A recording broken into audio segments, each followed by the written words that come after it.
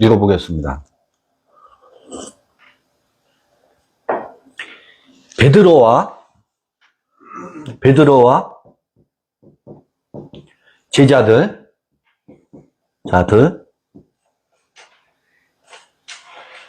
1번, 예수는 처음에 이들에게 어떻게 신으로 등장하느냐면, 어떻게 등장해요? 주는 그리스도시요 살아계신 하나님의 아들이십니다. 신으로 등장하지요. 하나님의 아들이십니다. 세상 임금이었어. 그런데 예수는 이렇게 제자들이 예수를 향해서 당신은 메시아여 하나님의 아들이십니다. 신이십니다. 라는 고백을 부정을 해요. 근데 부정할 때 보면 전면 부정이 아니고 일부러 긍정하지요. 바요나 시몬아 내가 복이 있도다. 이를 알게 하신 이는 혈육이 아니라, 그렇게 하면서 긍정 반 부정 반 해요. 그러면서 베드로를 크게 꾸짖어요. 요때 이들의 고백을 어떻게 부정하느냐면 이렇게 부정을 해요. 내가 그런데 베드로야, 그런데 베드로야라고 제가 이렇게 표현하지만 제자들을 향해서, 그런데 말이야 내가 예루살렘에 올라가면 장로들과 대제사장들에게 고난을 받고 죽음에 이르게 될 거야. 그러니까 그때 발칵 뒤집히죠. 베드로와 제자들이 고백한 신은, 베드로와 제자들이 고백한 주는 그리스도시요 살아계신 하나님의 아들입니다 라고 고백한 신은 그럴 수가 없는 신이야. 고난을 받을 수도 없는 신이고 죽어서는 안 되는 신이야. 그런데 예수는 그 신은 뭐 해야 된다고? 죽어야 된다. 그 예수는 죽어야 된다라고 예언을 하니까 제자들이 발칵 뒤집혀요. 주여 그리 마옵소서. 그러실 수는 없습니다. 요때 예수는, 그 신은 죽는다. 그 예수는 죽는다라고 말해요. 그러니까 이때 고백된 신을 일부는 긍정하는데 이 긍정의 의미가 있어요. 거기까지 알기도 쉬운 게 아니거든, 인생이. 그 첫 번째 신을 예수가 부정을 한다고. 그리고 우리가 잘 아는 것처럼 곡절이 있었어요. 곡절이 있고 골고다 십자가 사건 이후에 그 제자들이 고백했던 메시아, 제자들이 고백했던 하나님의 아들이, 이렇게 또 표현하면 제가 자제를 하고 있는데 제가 지금 이렇게 표현할게요. 돌아가셨어요. 이게 속어로 표현하고, 제가 말씀 안 드려도 아시겠죠? 돌아가셨어요. 이 첫 번째 신이 뭐 했어요? 제자들에게 소고가 됐어. 소고가 됐어. 그리고 3일 만에, 이 예수가 3일 만에 어떻게 됐어요? 무덤에서 부활했어요.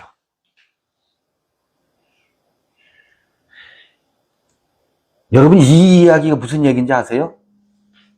예수 부활하셨네?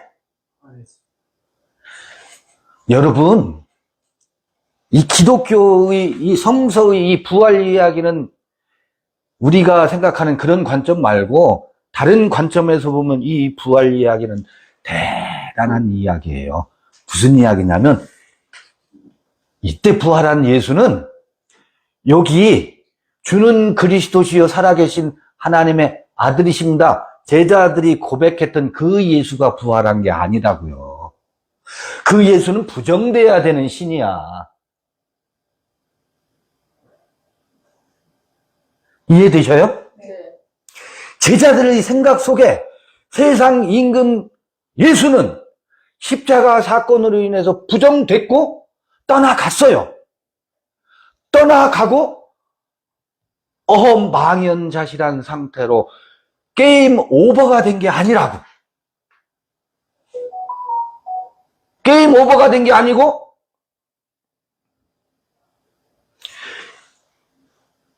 그 예수가 아니란다. 세상 임금 예수가 아니란다. 라고 예수가 보여주고 싶은 예수가 있었다고요. 그 보여주고 싶은 예수가 어디에서 부활을 했느냐면 무덤에서 부활을 했다는 이야기는 베드로와 제자들 그들의 의식 속에 예수가 드러내고 싶은 예수가 드디어 두 번째 부활이라고 되어 있지만 부활이라는 형태로 제자들에게 새로운 예수로 드러난 거예요. 새로운 예수로 살아났다고.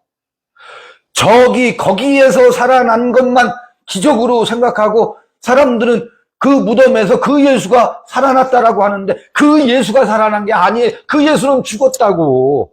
그 예수가 살아난 게 아니라고. 살아난 예수는 어떤 예수가 살아났어요? 예수가 보여주고 싶은 예수가 살아났다고. 이해되셔요? 네. 그러니까 이거는 제자들의 의식의 혁명이 이루어졌을 뿐만 아니라 제자들의 예수관이 메시아관이 그리스도관이 죽으면서 다시 3일 만에 부활했다라고 하는 이야기 구조로 사복음서의 성서에 기록되어 있는 이 예수는 제자들이 생각 속에 그 예수는 죽었고 새로운 예수가 태어난 거예요. 그러니까 이 예수는 제자들에게서 부활한 거라고. 제자들이 무덤이었었다고. 죽은 자들이었다고. 제자들은 뭐였다고요? 죽은 자들이었다고. 왜 죽은 자들인지 아세요? 예수를 세상 임금 예수로만 볼 수밖에 없는 눈을 가지고 있거든. 그건 죽은 자라는 얘기거든. 성서에서는 그런 이들을 일컬어서 죽은 자라고 말하거든. 그 죽은 자 가운데서 부활한 거예요. 그 얘기는 이 제자들과 베드로와 이 제자들은 그들의 신관, 그들의 예수는 자기네들을 큰 자 만들어주는 예수로 쫓았었거든. 경쟁에서 이기고 우위에 있고 머리가 되고 복을 주시고 우리에게 다른 저 이방인들에게 말고 우리에게 큰 자가 좌의정 우의정 노중에서 토론하는 그 대상으로 여겼던 그가 주시는 것을 자기네들이 뭐예요? 독점 소유권이 있었거든. 1순위라고. 조각 대상에서 회복할 그리스도에서 자기네들이 요새 뭐예요? 측근들 있잖아요. 측근들. 친예수. 찐친예수. 그 자리에 있었다고. 그 대상으로 예수를 바라봤었다고. 그런 신이 이들 옆에 있었다고. 그게 부정됐어요. 부정되고 이 이야기는 두 가지 측면에서 봐야 돼요. 예수가 부활했다라고 하는 것은 예수가 거듭났다는 얘기예요. 다시 태어났다고 예수가. 어디에서? 무덤 속에서, 제자들이 의식 속에서 이 예수를 죽이고 새로운 예수가 무덤 가운데서 부활했다고. 다시 예수야 이게. 다시 예수인데 사실은 본래 예수라고. 요건 어떤 예수고? 제자들이 오해한 예수고 모든 인생들이 처음 쫓는 예수고 모든 인생들이 처음 쫓는 예수라고. 그렇게 인생은 그런 길을 가고 있어요. 이게 철로 역정이에요. 철로 역정. 그럼 여기서 부활이라고 할 때 두 가지가 거듭난다고. 예수가 거듭났고, 예수가 거듭났다라고 하면 사람들이 이 말만 들으면 오해한다고. 아니, 예수가 하나님의 아들인데 또 거듭났다고? 무슨 저렇게 망령된 말을 하느냐? 제자들의 생각 속에서 그 예수가 무덤 속에서 거듭 태어났다고. 다시 태어났다고. 이해되시죠? 이것도 어려워요. 하도 어렵게 말한다 그래서 제가 쉽게 말해보려고 성서를 지금 다시 지난번 로기온 30번 그거를 다른 방식으로, 지난번에도 했어요. 다른 방식으로 풀어보는 거예요. 그러니까 이 신과 이 신은 같은 대상으로 해서 어때요? 두 존재잖아, 두 존재. 그렇죠? 여기도 가시야. 근데 사실은 대문자 가시 아니야. 대문자 가수의 요소가 있어요. 대문자 가수의 요소가 있지만 또 달리 보면 소문자 가시예요. 예수가. 제자들에게는 예수가 소문자 가시라고. 지금 우리가 성서를 읽고 이렇게 읽고 있으니까 그분은 독생자시고 무슨 고백 있죠? 사도신경 고백에 의하면 대문자 가시, 오늘날은 대문자 가수로 된 것이지만 당시 제자들의 시각으로 보면 소문자 가시라고. 그렇잖아요? 오늘날 교리화되고 도구화된 예수가 대문자 가처럼 인식됐지. 이 가시, 새로운 가수로 거듭 태어났다고. 그런데 요때, 이게 부활의 핵심이에요. 부활의 핵심이에요. 이게 부활이에요. 사람들은 무덤 속에서 예수가 부활하셨습니다. 우리도 무덤 속에서, 무덤이라는 거 우리가 무덤이거든. 저기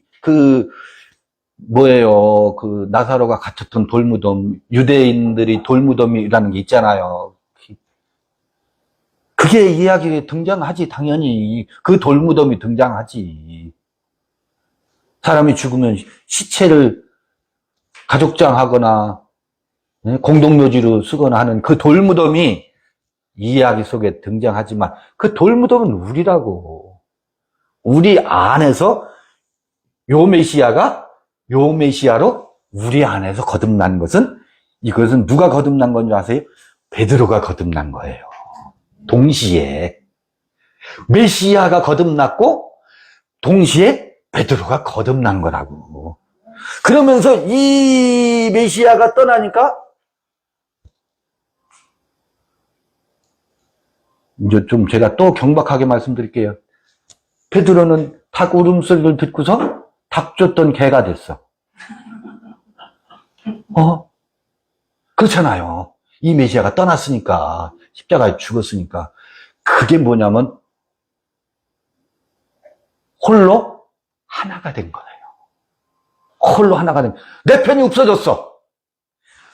위드 갓이 없어졌어. 그게 위드아웃 갓이 된 거예요. 위드아웃 갓이 되면서 누구를 만나요? 그때 부활한 예수를 만난다고. 베드로 안에서 부활한 얘기예요. 갈릴리 호수에서 그 물고기 잡는 이야기로 나왔잖아요. 거기서 조반을 같이 먹지요. 조반을 같이 먹는 그 예수가 부활한 예수인데, 여기 또 묘미가 있어요. 요때 부활한 예수는 아직 아버지께로 가지 못하고 있어. 그 얘기 뭐예요? 혼재되어 있다고. 요게 거듭났는데도 요게 혼재되어 있다고. 요새 부활한 예수를 말하면서 전부 이 예수를 얘기하고 있잖아요. 부활 예수를 말하면서 전부 이 예수를 얘기하고 있다고. 부활한 예수는 없어. 넷데르만, 네이밍만 우리 예수는 부활하셨다라는 도구마만 가지고 있지, 내용을 보면 요거 1번 신이라. 2번 신도 아니야. 근데 베드로와 제자의 입장에서는 둘이 혼재되어 있다고. 요 예수와 예수가 말하고 싶은 예수가 혼재되어 있는 것이 7절까지예요. 요때 여인들에게 나타나고 제자들에게 나타나고 도마에게 나타났던 예수라고. 그러니까 육체 예수와 본래 예수, 다시 예수가 어떻게 되어 있어요? 이때는 혼재되어 있어요. 혼재되어 있는 시기라고. 그래서 떠나갔지만 떠나가지 못하고 있는 상태예요, 요게. 제자들도 어쩔 수 없이 십자가 사건이 있어서 떠나갔지만 한켠에서는 홀로 하나인 동시에 떠나보내지 못하고 있는 예수라고. 그리고 다 사도행전 1장 8절 9절에 드디어 이 예수가 어떤 예수예요? 요 예수가 3번은 사실은 이건 3번이 아니에요. 여기까지는 3번이 아직 3번 도래하지 않았어. 그 사도행전 1장 8절 9절 구름과 함께 사람들이 보는 가운데 두 천사와 함께 두 증인과 함께 구름 타고 사라지면서 가신 그대로 다시 온대요. 가신 그대로 다시 온다는 요 문구를 오해해서 오늘날 사람들은 가신 그대로 다시 온다는 것을 요 1번 가수로 다시 오는 줄 알아. 그리고 1번 가수를 다시 기다리고 있어. 환장할 노릇이지. 그 사건이 뭐예요? 부활과 승천이라고 말하는 그 승천 사건이 뭐예요? 드디어 1번 예수가 완전히 구름과 함께 완전히 사라졌다는 것을 얘기하는 거거든. 완전히 떠나간 것을 얘기하거든. 그 다음에 세 번째 오는 예수가 무엇으로 와요? 오순절 다락방의 거룩한 영으로 오거든. 요게 가시라고, 요게 세 번째 가시라고, 가들리라고. 그래서 베드로와 예수는 마침내 무엇으로 하나가 돼요? 여기서는 봐요. 예수는 거기 계시고 나는 여기 있어. 여기도 부활한 예수인데 아직 내가 마리아가 손으로 저기 뭐예요? 예수를 붙잡으려니까 나를 Don't touch me. 나를 만지지 마라. 왜 만지지 말래? 내가 아직 왜냐면 마리아는 너무 반가워가지고 이 예수를 터치하고 싶은 거야. 이 예수를, 생전의 예수, 그 예수를 끌어안고 싶은데 그 예수는 스스로 예수가 부족했는데, 아니 마리아는 여전히 부활한 예수가 한켠에 있으면서도 무엇을 더 반가워해요? 첫 번째 예수를 반가워해서 그를 껴안으려니까 예수가 밀어내지. 야, 내가 나를 타치하지 말아라. 그걸 타치하고 싶은 마음이 없는 걸 밀어내지. 그런 기사의 이야기의 상징성이 거기 담겨 있는 거예요. 그렇죠? 네. 그리고서 77절이 지나고 오순절에 비로소 그 정신이, 거룩한 영이 어디로 들어와 버려요? 각자 이 성전 안으로, 지성소 안으로 훅 들어와 버리네? 아니, 이야기는 말을 바꾸면 성전 휘장이 찢기고 그 휘장 속에 생명 싸개예요. 휘장은 그 생명의 싸개에 숨겨져 있던 아버지가 생명으로 성소 속으로 훅 들어와 버리네. 그게 강림이에요. 강림. 위로부터, 위가 어디예요? 사람들은 위를 저기 어딘 줄 알아. 위라고 하는 것은 하나님이 계신 좌소거든. 지성소가 위라고. 지성소가 하늘이라고. 휘장이 찢기면서 또 교리적으로, 이때 그 십자가 사건이 있을 때 찢겼는데 왜 그 휘장 찢기는 얘기를 여기서 하는 여러분, 그거는 크로노스적인 시간의 시차지. 영적인 시차는 요때나 같아요. 여러분, 6월 6일이 우리가 지났죠? 지금 현충일 날이 무슨 날인지 아세요? 망종이라고 해요. 망종. 망종이 뭔지 아세요? 망종이란 말이요, 24절기 중에 우리 절기가 24절기로 나누는데, 동양권, 중국, 일본, 우리 한국에서는 보리를 6월 6일 이전에 수확하지 않으면 보리가요, 보리대 위에서 싹이 나요. 싹이 난다는 얘기는 뭔지 아세요? 종자로서는 망했다, 그 얘기예요.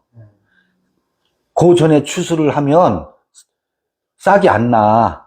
그러면 그걸 방에다가 잘 보관해다, 그 다음 이제 올 가을에 파종을 할 수 있어. 6월 6일이 지나면 싹이 난 것을 종자로 쓸 수 있어요, 없어요?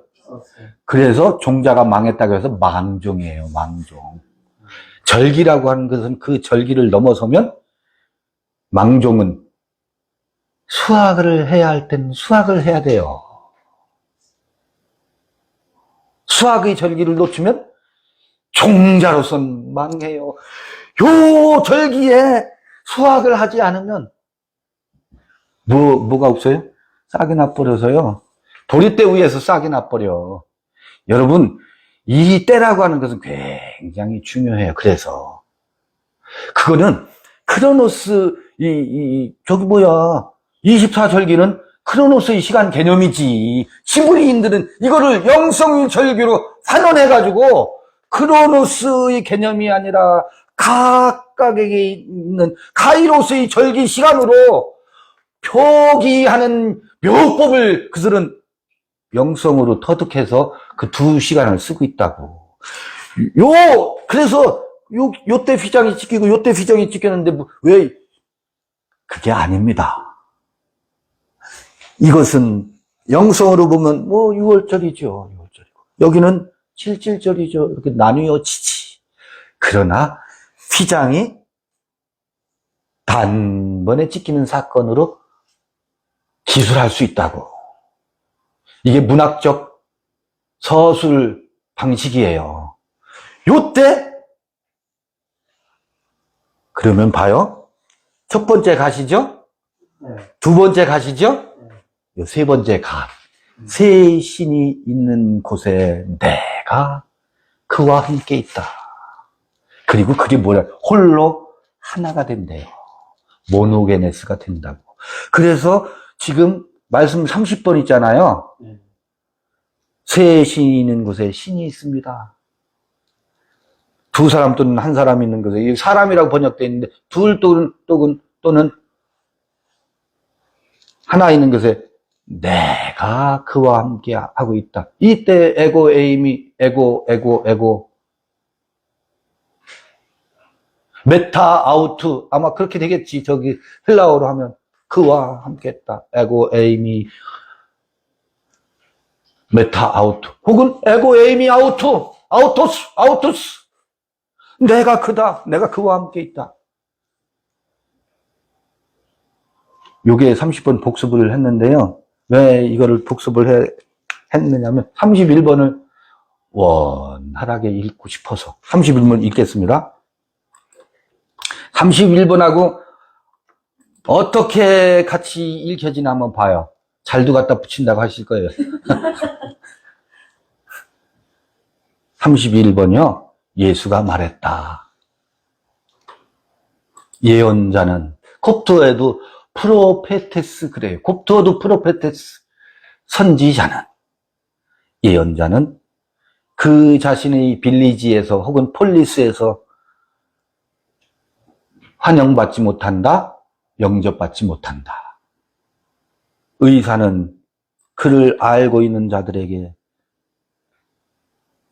치료하지 못한다.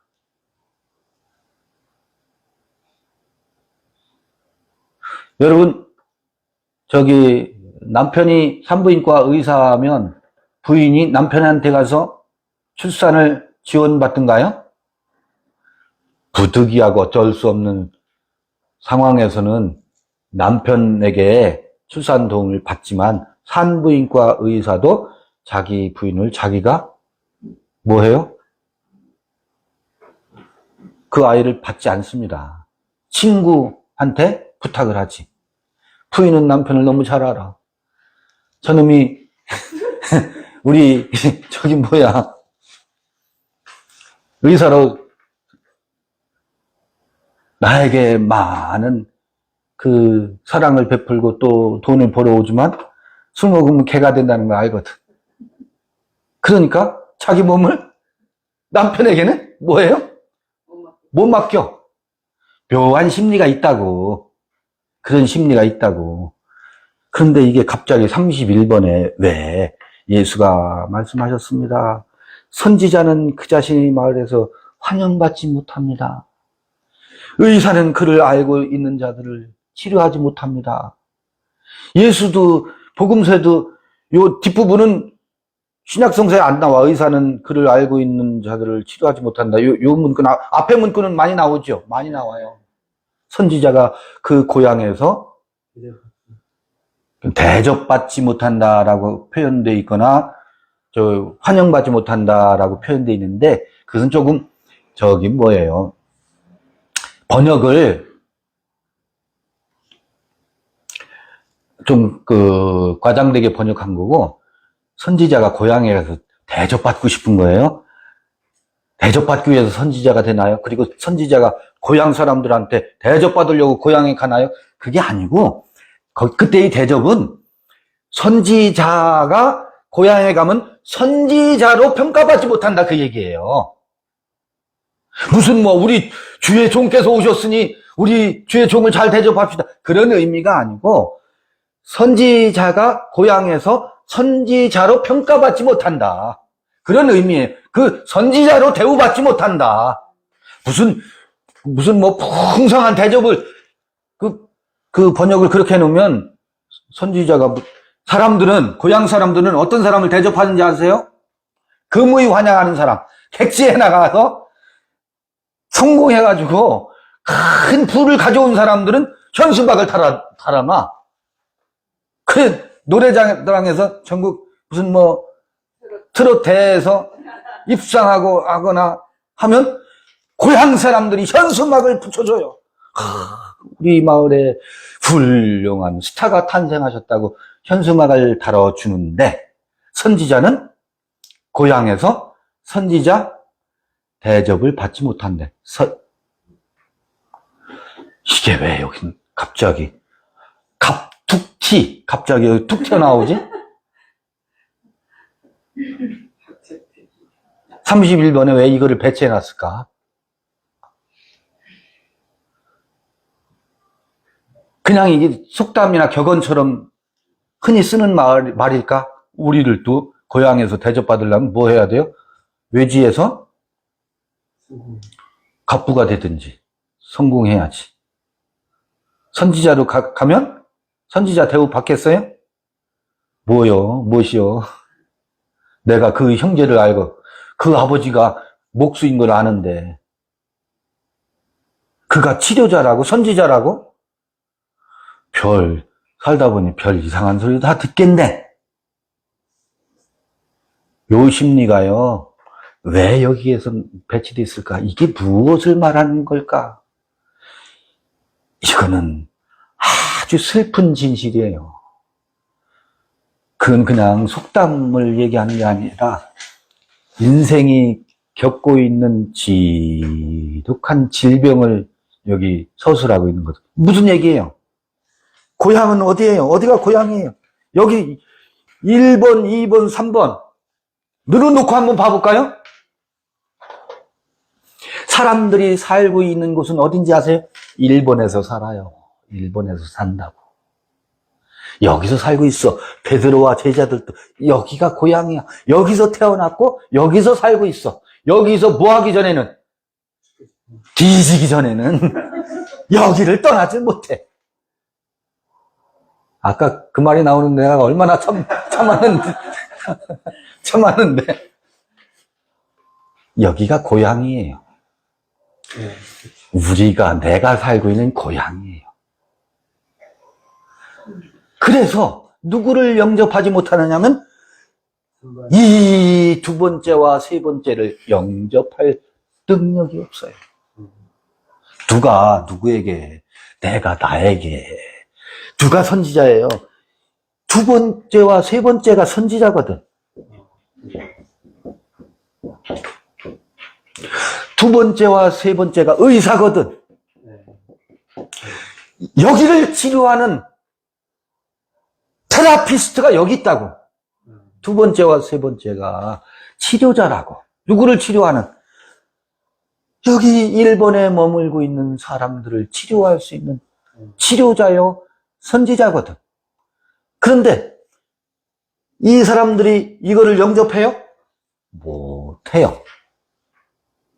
대우를 무시한다고.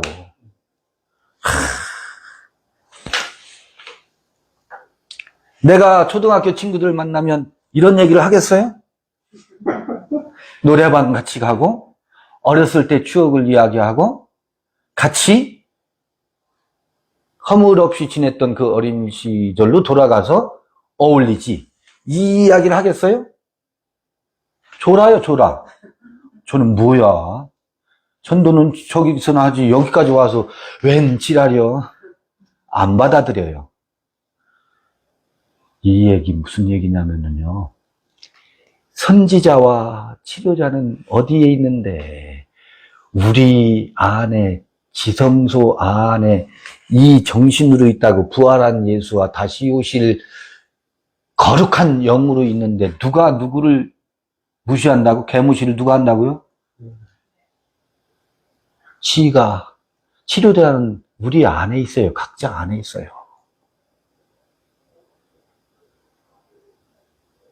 선지자는, 의사는 내 안에 있다고. 누가 선지자며 누가 치료자겠어요? 예수는 그것을 목이 터져라, 아니 목이 터져라가 아니라 이 육체의 소마를 부정하면서까지 그걸 알려주고 싶었던 분이거든. 오죽하면 그는 뭐라고 말해요? 내가 길이다. I am the way. I am the way 그러거든. 내가 길이다. 내가 진리다. 내가 생명이다. 누가 선지자라는 거예요? 내가 선지자라고. 누구에게? 나에게. 근데 우리는, 여러분, 저도 마찬가지고, 그에게 내가 선지자 노릇 하려고 한다고. 그에게 내가 가서 무슨 노릇 하려고 그래요? 선생 노릇 하려고 한다고. 요거 아주 우리 중병 들어있어요. 중병 들어있어요.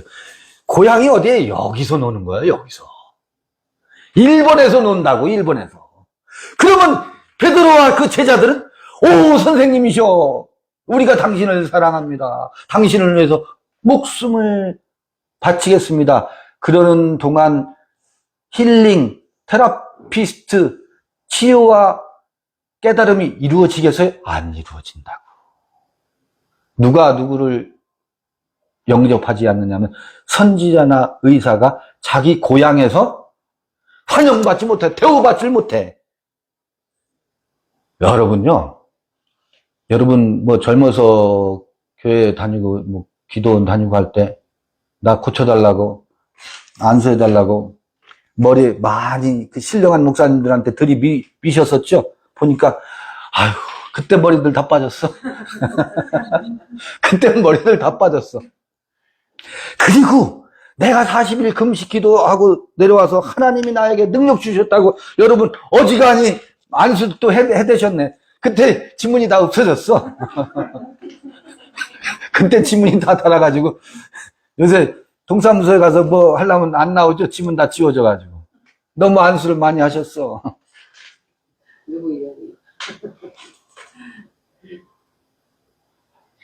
이게 여기서 노는 거예요. 여기서. 고향이 여기라는 거야. 여기. 고향에서는 선지자와 의사가 평가받지를 못해요. 그러니까 지금 30번하고 31번을 연관해서 읽으면, 아하, 선지자도 내 안에 있고 치료자도 내 안에 있구나. 여러분, 어떤 사람도요, 그 우울증, 그 다음에 공황장애의 치료는 누가 해요? 그 의사와 선지자가 자기 안에 있어요.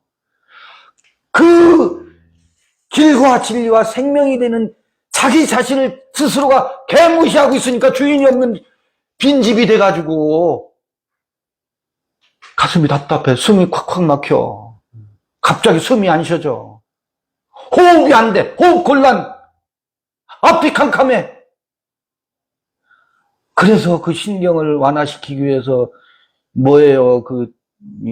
신경 안정제 같은 것들을 신경 안정제로 약물로 그걸 뭐 할 뿐이야. 이완시킬 뿐이지. 그거를 치료하는 것은 의사가 아니에요. 저 밖에 있는 의사가 아니라고. 무엇을 나로 하여금 나 되게 한 나를 내가 인정하고 영접하기 전에는 절대로 치료 안 됩니다. 근데 불행하게도 내가 나를 개무시해. 어떤 나를?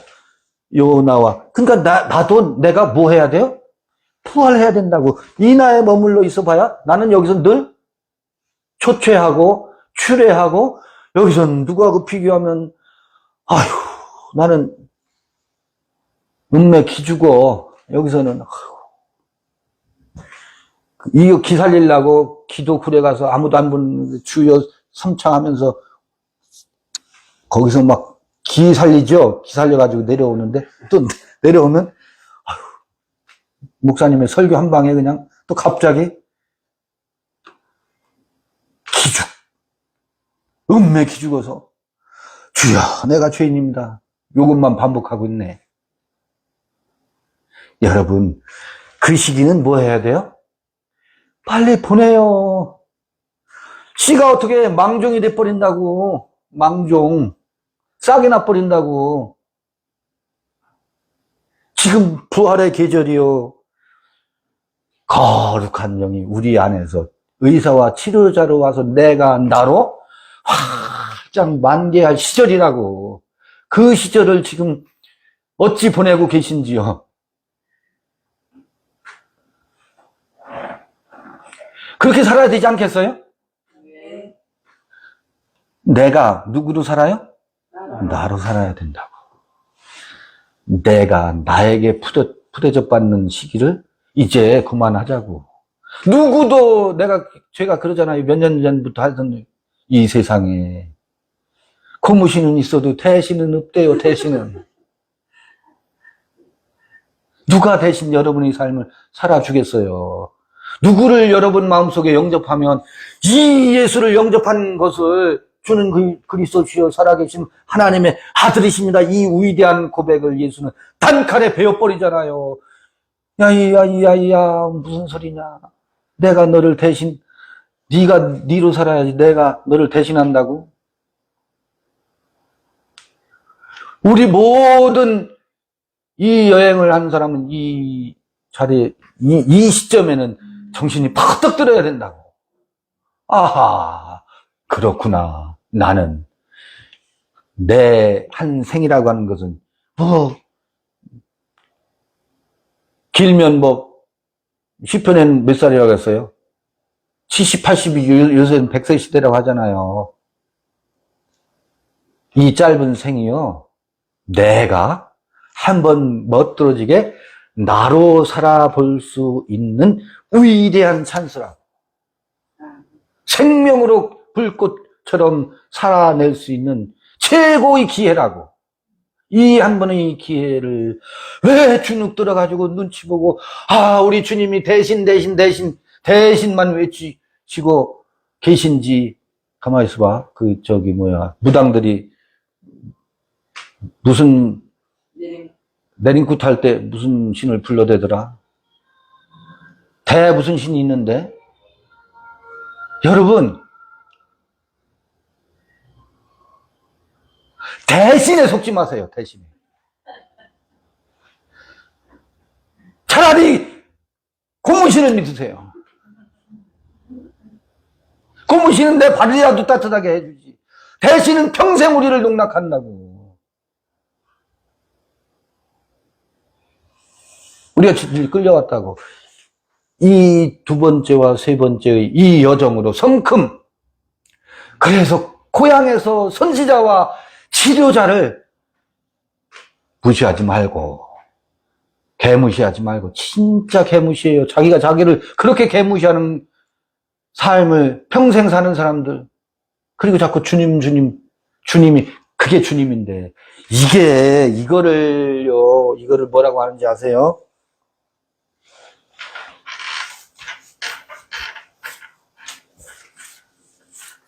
천사를 영접하는 거고요. 나그네를 환대하는 거예요. 환대하는 거라고.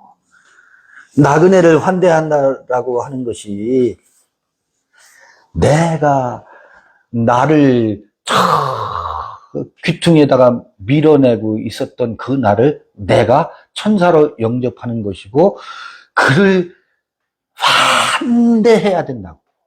그를 환대했을 때 밖에 있는 형제도 혹은 자매도 환대할 수 있는 능력이 생긴다고요. 이게 부지불식간에 아브라함이 천사를 영접해서 천사를 환대해서 했던 이야기라고. 이 환대하는 것이 타자를 타자화시키지 않고 타자를 자기화시켜서 영접한다. 근원적으로는 타자를 나로 영접한다는 건 불가능해요.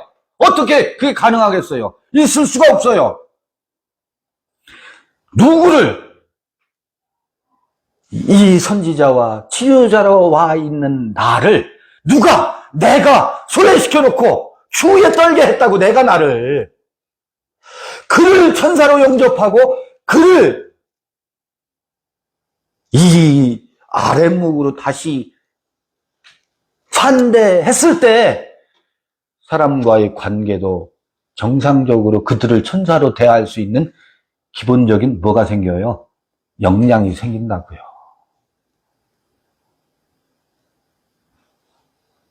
그 환대가 무엇인지를 사람들이 잘 모르는 것 같아. 나그네를 영접한다고 하는 것은 저 빈 들판으로 쫓아냈던 나를 그를 내가 어떻게 해요? 따뜻하게 다시 그래 너무 그동안 얼마나 고생했어.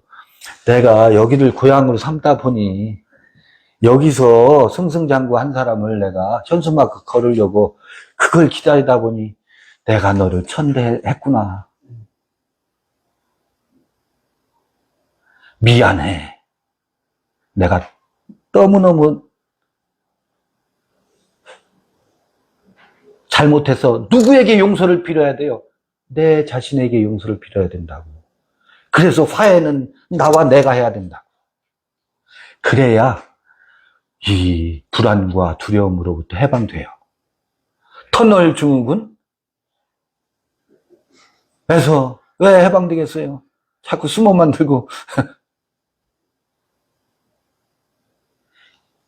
그래서 31번은 선지자 이야기고 테라피스트에게 치료자 이야기예요. 이 치료가 왕성하게 전 일어났으면 좋겠어요. 이 영상을 듣는 분들도 이것이 하나의 어떤 그 힌트가 되셨으면 좋겠어. 우리 각자의 삶을 살아가는데, 성서는 큰 흐름에서 무수한 여러 가지 이야기 형식을 띠고 수많은 수다한 표현들이 있는데, 예수는 이 길로 안내하고 있었구나. 주야장창 여기가 좋사오니 일본에서만 머물러 우리는 여기를 고향으로 삼고. 그 30번하고 31번이 자연스럽게 맥락이 있구나. 어떤 맥락이 있어 보여요. 31번 이걸로